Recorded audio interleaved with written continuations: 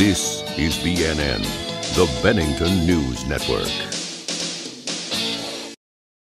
If it's okay with the board, and in just keeping with time, I'll go through the slides, share the information, and then if we have questions, you all have a copy of the presentation. We took a massive amount of information and really slimmed it down for the public presentation. However, the data, without giving away names and who gave what responses, will be online for the public as well, with a little more detail than what's here tonight. So we tried to pick the information that was most compelling and of interest, and that would help guide the board going forward, but I'll make sure that a full copy gets online and to the board as well. So where's that going to be, Mike? So it'll probably be on the website. I'm looking at different places to post it, but it'll be a public notice as well, so people will see it there. You mean the Town of Bennington website? On the Town of Bennington website, yep. Okay. And will a hard copy be available upon request? Certainly, always is, yep. So the Bennington Employer Climate Survey was conducted over the summer in the month of July. There were a number of different things that came out of that, so I'm going to go through them, and I've got some specific numbers for you. Specifically, though, what we found was there were three major parts or pieces that we could glean from the information we got. One was we wanted to obtain the employer's opinions on what was working and what wasn't working, improve the municipality's ability to respond to the needs of businesses, and identify ways to encourage business recruitment. We had a number of different insights, but the three that really rose to the top were: respondents see Bennington's economy as poor, respondents overwhelmingly support investing in economic development, and respondents are generally satisfied with the service provided by town staff. We ended up with 45 responses, completed responses, so there were a number of people who actually filled it out, and to be able to see the survey, you had to fill out the first page with your name and information. So there were a number of people who filled out the first page just so they could look through the survey, but didn't actually fill out the survey. So we ended up overall with about 57 people or individuals or businesses looking at the survey, 45 completed responses. Some of those were if someone started the survey in an organization but felt someone else was better to complete it, so there weren't duplicates from the same organization. I spoke with one person who said they started it and wasn't able to finish it because they got caught up in something else. But we also saw that the average longevity of the responding businesses was 34 years. And you can see I took the top responding areas: retail, trade, manufacturing, and healthcare were the top three, and then pretty significant dip into hospitality, finance, and professional services rounded out the top. There were a number of other categories that were used, though. May I just make a comment? If you go back to that one slide, the average longevity of responding businesses being 34 years tells me that a lot of these businesses, especially in the retail trade, and we're seeing it, these are folks that started their businesses 35, 40 years ago. They're retiring now, and they're not necessarily selling their businesses because a lot of people don't want to go into retail trade. So it's hard to find replacements for them. Same is true of manufacturing, unless and until you have renewed your manufacturing techniques and technology. If you're an old line manufacturer, maybe you go out of business. If you're really sharp at what you're doing, you may have grown and you go somewhere else. So there's an interesting set of cycles here. Yeah. Also the fact that they've all been through at least 8 business cycles and economic cycles at that time. Mike, could we, for the purpose of this discussion, have this as an exchange as you go through this slide, so absolutely, we can jump in and with the questions rather than wait till the end, because I don't think we'll have a lot of time or energy for that. So maybe just talk. And I should say for the public, both Michael Keane and John McFadden were part of the group that put together the survey and then decided how best to present it to the public tonight. So they've been actively involved with this. Our colleagues on this were you and Bill Colvin. Correct. So were the 4 of us. Yeah. Any other questions on this before I move on? No. Great. So looking at the number of employees, we had, by the way, I should say, we had one survey that was most likely a false entry. Someone gave a fictitious name. However, we weren't able to pull out that one survey from all the rest. So hopefully it won't. Oh, let's call it, it was a bogus entry. It was a bogus entry. I don't know how the responses were, though. So how many employees do we have? You can see that a significant portion of the businesses responding are between 1 and 10 employees, and then 11 and 25. We had a significant amount that were in the 5 million plus range at 16 responding businesses, and then again, equally and off by only 2 were under the $250,000 mark. This was probably the most interesting question we asked, and that was, if you had $100 and could spend it in $5 increments, where would you choose to spend it? And overwhelmingly, the top 2 were downtown vitality and economic development were those that rose to the top in terms of where people would choose to spend their financing. I got to jump in here because I think the top 3 are interesting, because we understand as well that the arts and culture are economic drivers. So when you see those top 3 answers in a sense together and fairly close, there's a reason for that. What about the 4th one, Michael? I mean, I think it's amazing that renewable energy is up there of safety. When you say Michael, are you talking to him or talking to me? I'm talking to you. I think he's talking to you. Well, I want renewable energy. I'm just disappointed parks and trails are so far down. Yeah. But it did make the list, so. Okay. Any other It also may be comments on this section? Progress is being made on those. So what you see is, and John helped with this, what you see here is the total percentage of the total amount spent. So of those that were spent, 17, downtown vitality, economic development, arts and culture, and renewable energy were the top 4 with the most percentage of the funding use. Michael, if anybody was out there that wanted a hockey facility, was there any more in the description I forget than recreational facilities or municipal buildings? No, not with those 2. They were used specifically, and I'm just pulling it up right here. So recreational facilities was just recreational facilities. And what was the other one you mentioned? Municipal buildings. And it was just municipal buildings.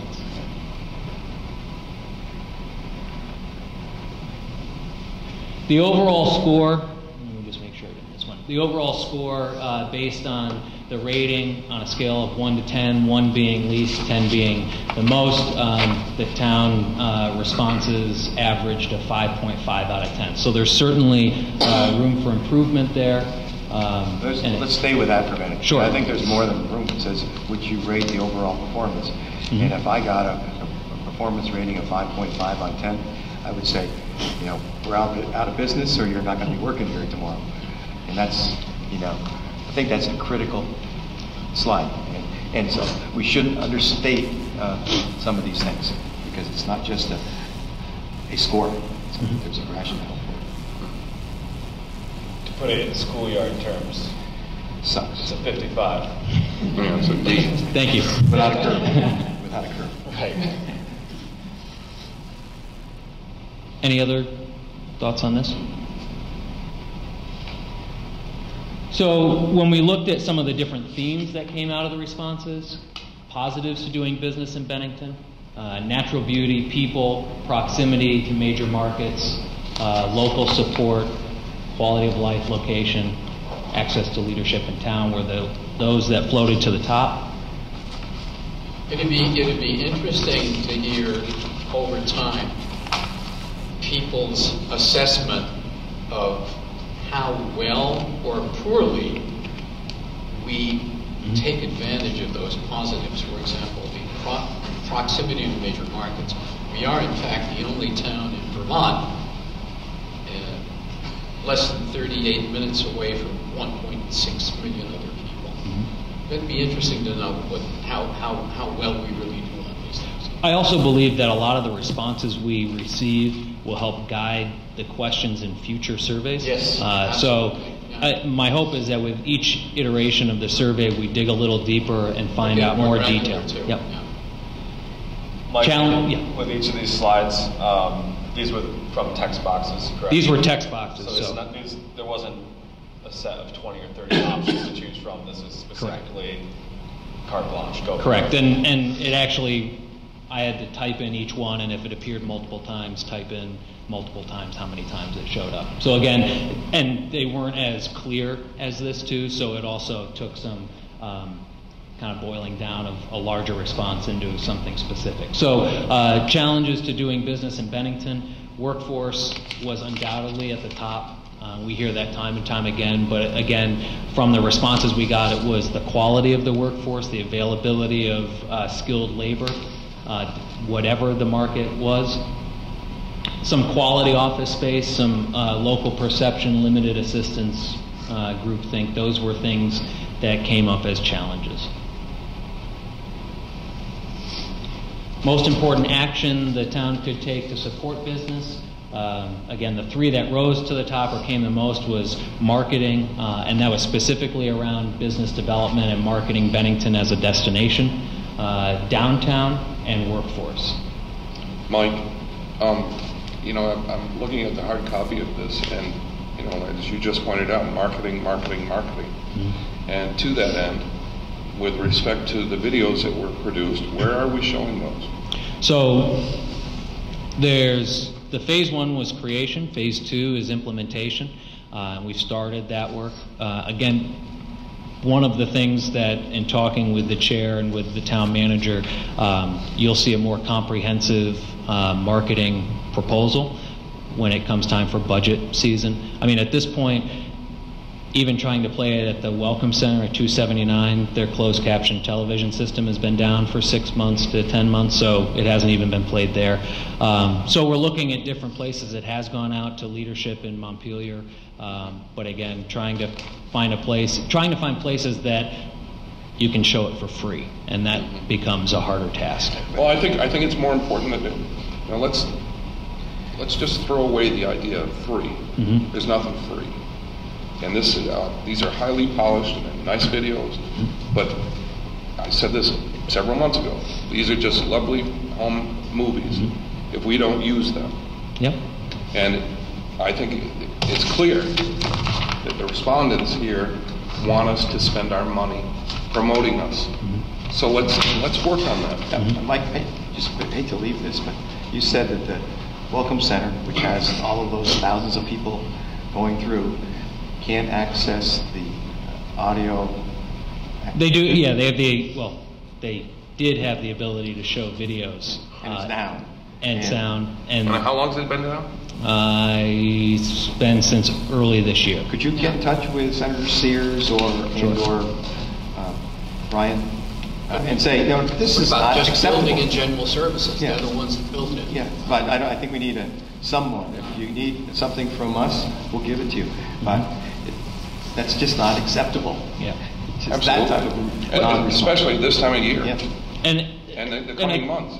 I think from the marketing perspective, certainly we're hearing this based on the information we have now. The next step is then what are the recommendations, maybe from the four of us that pulled together the survey going forward? Obviously, there's a big focus on marketing. You'll see in this next one, how can the town help your business grow? Marketing came to the forefront on that one too. So part of the next steps have to be what are our plan for moving recommendations forward. All right, so Mike, I do mean to belabor this point. Sure.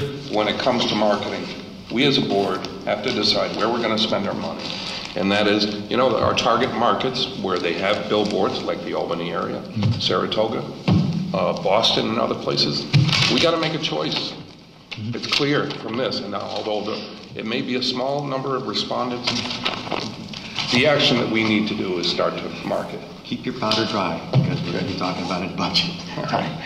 And it will come up at budget time. You will see that. So again, helping your business grow, increase communication to businesses. It'll come down to what's most effective, but the responses we got was everything from weekly emails to businesses, to a monthly newsletter to businesses, so trying to figure out what's the most effective way to communicate with our businesses, but that came up multiple times. Why Bennington? Quality of life, location, quaint. It's very hard to build a business on these, but I think what this does support is the constant feedback we receive that people choose Bennington more and more for an intrinsic value that it has to them, as opposed to a money value. That doesn't mean to belittle the fact that businesses have been able to make it work in Bennington and be successful in Bennington. But usually the reason they choose to come here or start a business here has a much more internal value to them. In that slide, ironically enough, I look at the word quaint, and what strikes me is damning with faint praise. Mm-hmm. Quality of life, we don't know whether quality of life sells, but if people believe in it, if that's what they do, if that's what they want when they come here, also that quality of life has to change from time to time in order for us to grow population and to grow businesses. There was a lot around public safety, and I think that plays into both of those. Thank you. How would you rate the health of Bennington's local economy? You can see that overwhelming majority said 47% in the poor. Not shockingly, no one said excellent. But I think what we try to do is take the average of either a negative or the positive. So we certainly fall into the poor category at this point. Michael, I didn't understand entirely how these slices worked on these graphs. Could you just say that one more time, please? It looked like it was the same graph. So I can tell you, and I'll even show you, but behind each one of these is a much deeper look in terms of if we gave a numeric value to each one, the town's, the Bennington's local economy rated a 2.4 out of 5, and that was based on the weight of the responses and the total responses given. So in this case, there were 45 total responses, and based on the weighted value, the overall was a poor. So again, each one of these changes a little bit, percentage-wise, but we can dig down deeper if that's... But it doesn't change the major message. Correct.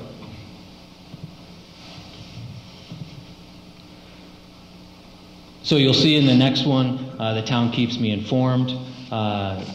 Again, and this is where, and Donald, maybe this will help clarify. So you see that the majority is somewhat agree. However, when you take the positive remarks, somewhat agree and strongly agree, and you take strongly disagree and somewhat disagree, the score actually falls in somewhat disagree. I see. Okay. Does that make sense? Yeah, okay. Yep. Okay. I'm pleased with the overall direction the town is taking. Again, somewhat disagree. However, there was a majority that did pick somewhat agree.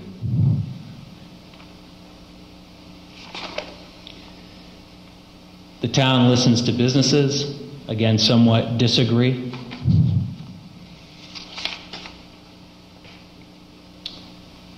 This was one that we felt would give some direction to the select board moving forward.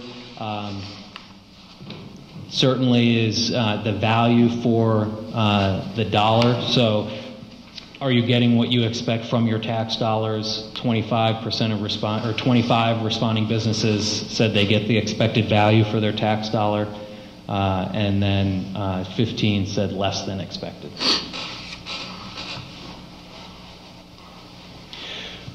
Building off of that question was one that dug a little more deeply, and I think it was actually Michael Keene who really felt the need to have this question in here, and that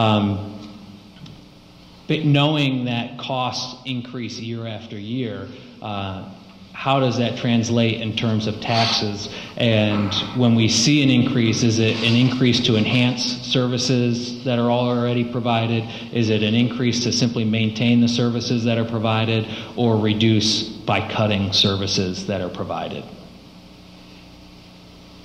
And then there was a number of businesses that did not answer this question or said not applicable. And that could be two different reasons. Either they chose because they didn't feel it applied, but also there were a number of not-for-profit businesses that participated in this, and many of them fell in that category.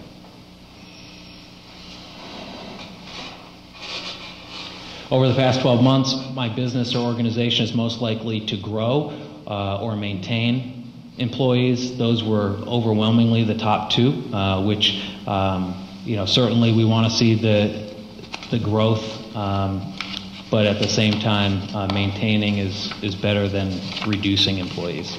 Having in mind that businesses or organizations, that's business or organization, so that doesn't mean it's just business, it could be a not-for-profit. Correct. Yeah.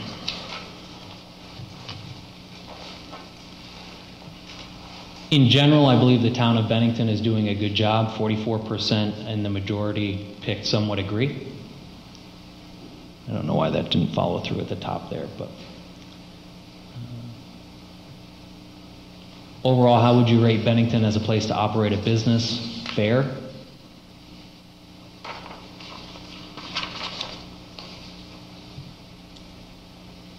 Well, fair to good. 64% said it was fair to good, so it's not bad news. So public safety services, 50% satisfaction.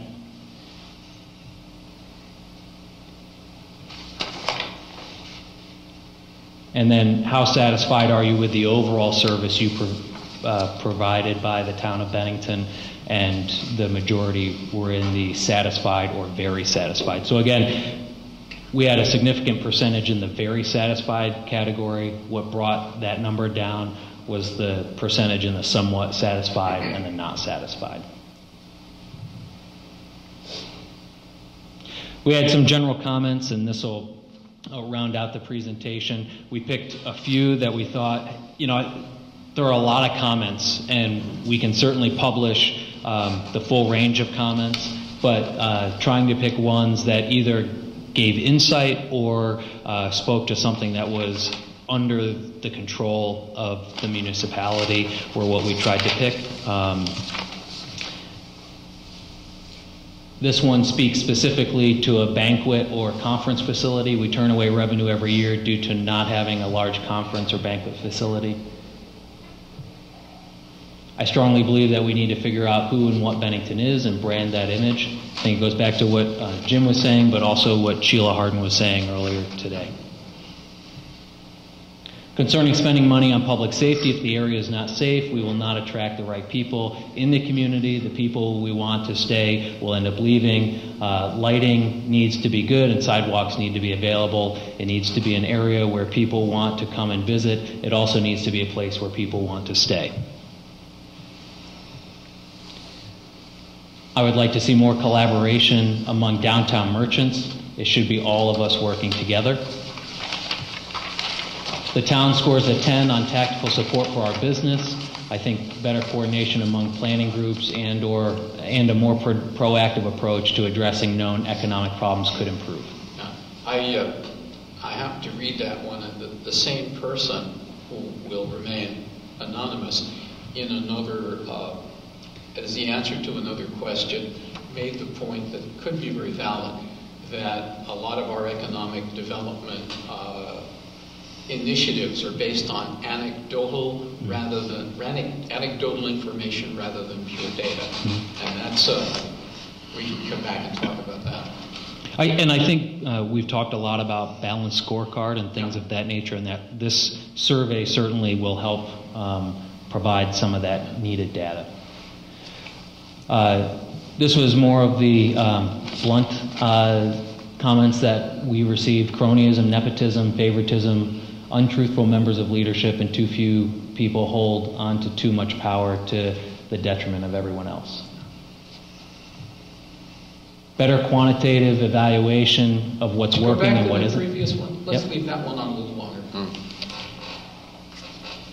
Well, I want to know who's getting all the favoritism. One of the things that we promised when we decided to do this is that we would be putting the good, the bad, and the ugly out there.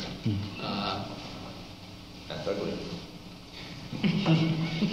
Better quantitative evaluation of what's working and what isn't in economic development. Most action being taken by working groups is based on anecdotal information. I think that's what you were talking about, Mike. That's right, yeah. Labor market is difficult. Town leadership is too reactive about economic development, not proactive enough.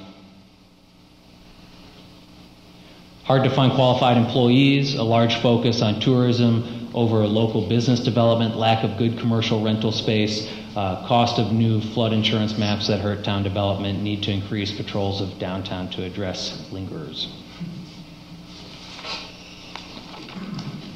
So that wraps up the survey, and I wanted to just point out, because it came up earlier too, what we run into, and this actually speaks to the study that was done on the Ben High building around, it's really around quality.